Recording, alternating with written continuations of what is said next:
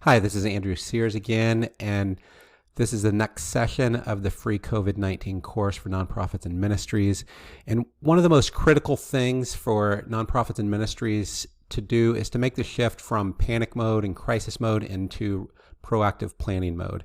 So what I'm going to do in this session is I'm going to go over 5 tools that you can use for your organization to help you kind of get a grip and to get a strategy in how to respond to COVID-19. So the first one is probably the most common that most people in nonprofits are familiar with, doing SWOT analysis.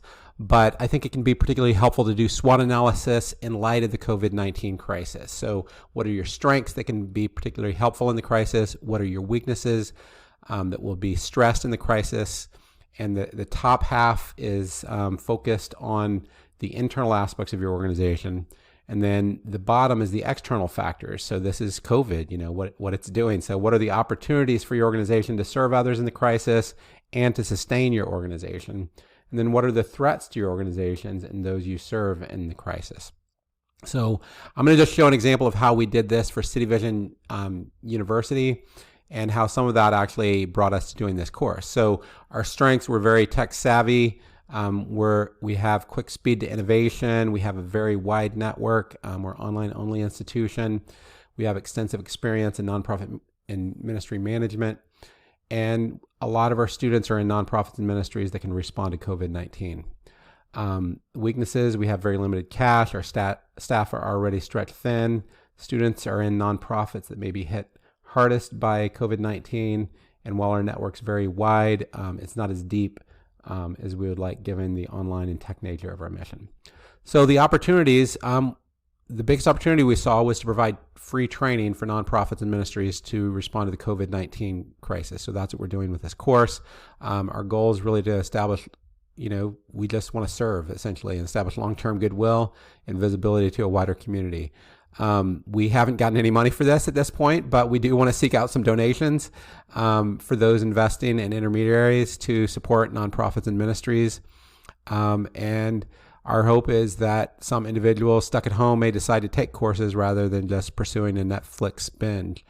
In the long run, I think that, COVID-19, with all the students going online, a large number of students are going to be familiar with online learning, which may help increase acceptance in the long term. And there may be legislation that increases Pell Grants, which our students can use. And then the last is threat. So many of our students are serving on the front lines in nonprofits and ministries, and they may drop courses or not take courses because of the strain of COVID-19. Some of our faculty are in the same situation, and they may have to not teach. We're very concerned about the risk of death of staff and partner organizations, especially those serving on the front lines. And we're also very concerned about nonprofit and ministry partners that may close from the financial crisis. And we think that it's likely that foundation and other donors will likely give less because of the financial crisis. So this is an exercise I would recommend your organization do in the midst of this crisis. And, just think about, where's the intersection of your strengths with the opportunities, and then what can you do to address your weaknesses and minimize the threats. So the next tool is something called competing values leadership. And it's really a tool to do balance planning. It has 4 grids, and the idea behind competing values is that diagonals are competing with each other. So entrepreneurs often are very different from the operations and governance people, the bureaucratic, the control hierarchy. And then the business people often are very, different. The people who have to focus on the bottom line are different from the people who are very relational.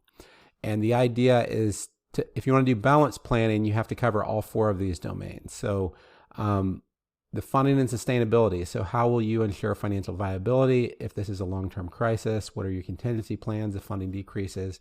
What are new funding opportunities that might be available?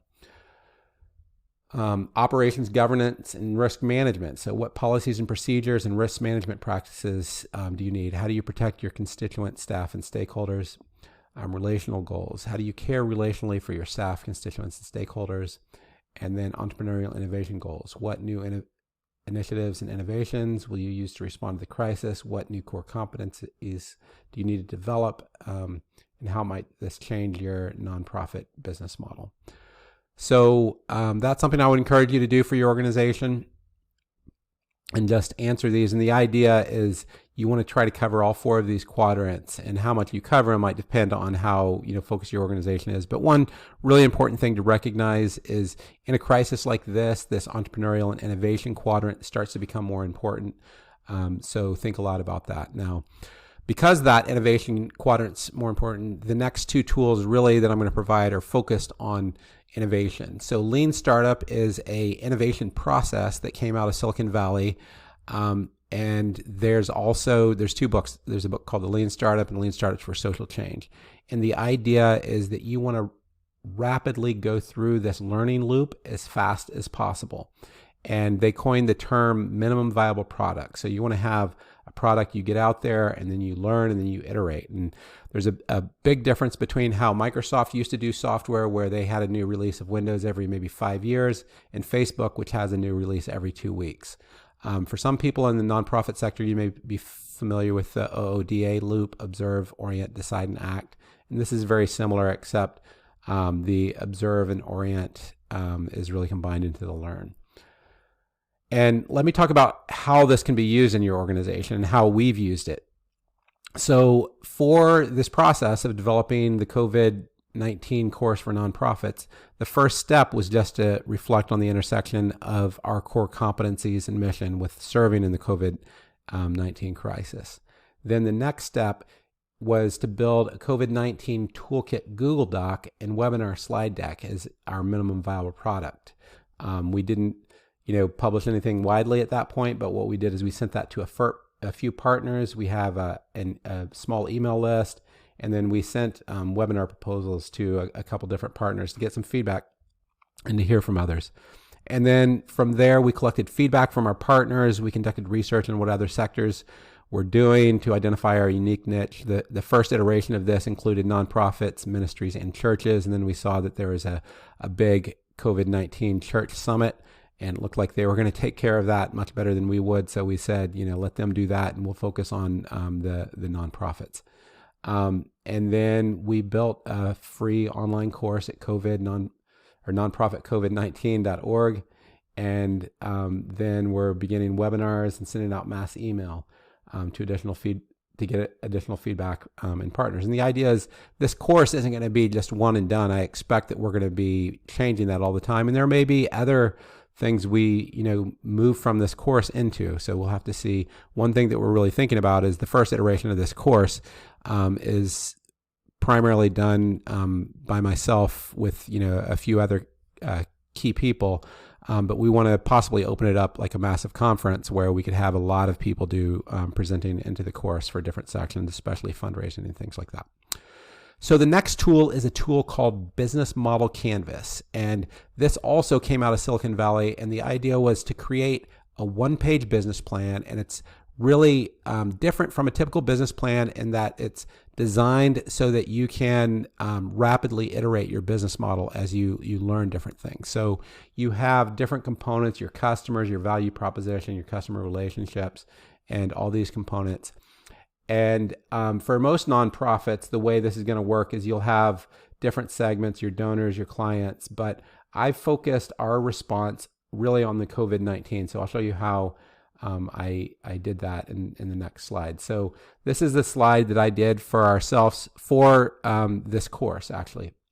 And I said, our value proposition is we're going to train organizations to adjust to a remote work environment for webinars, and we're going to provide additional webinars and other topics that are going to relate to the course. So, and for the COVID-19 course, we're training organizations to respond effectively to the COVID-19 crisis.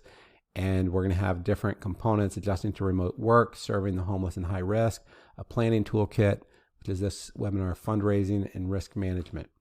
And we have these different segments: webinar participants, course participants, partner organizations.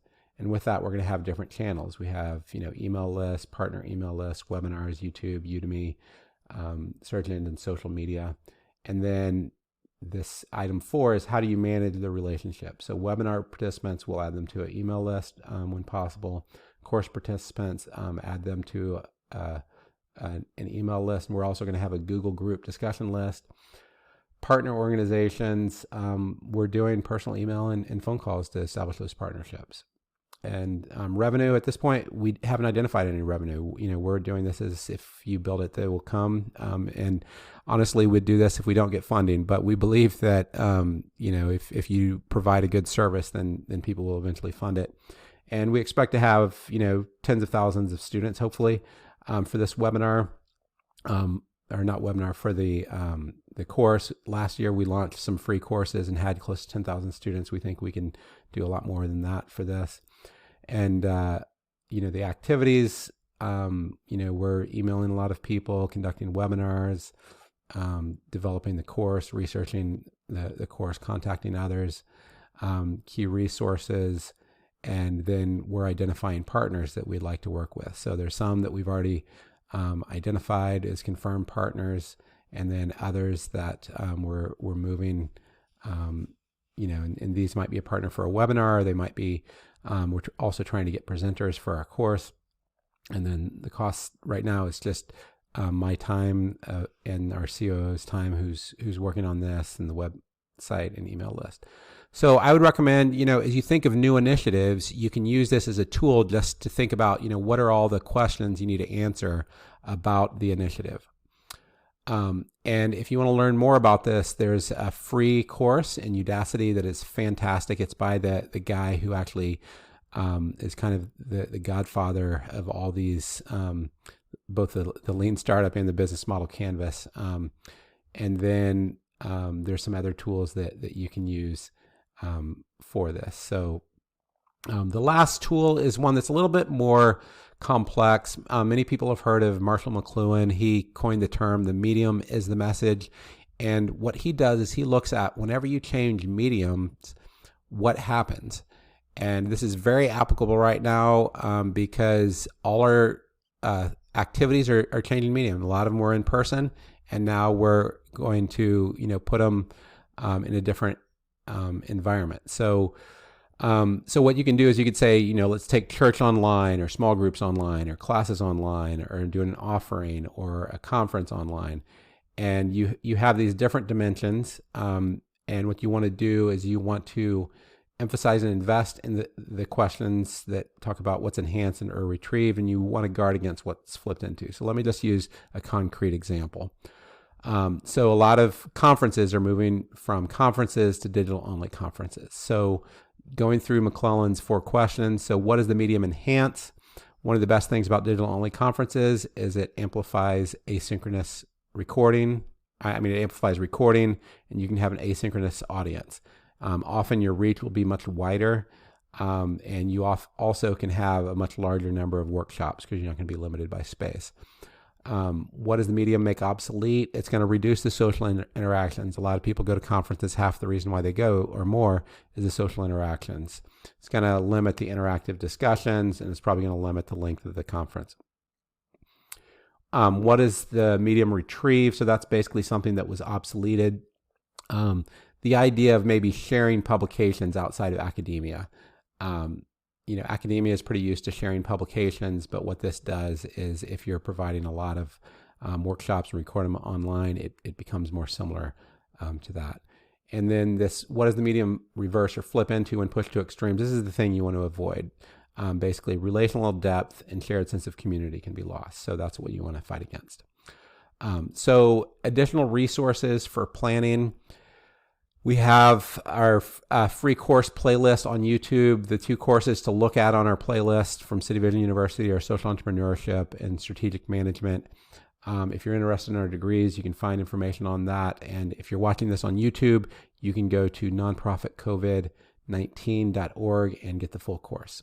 So please share this with your friends if you find this useful, and share these resources. There's also going to be a PowerPoint available that you can use these templates that I provided. So I'll be sure to link to that in this lesson in the course.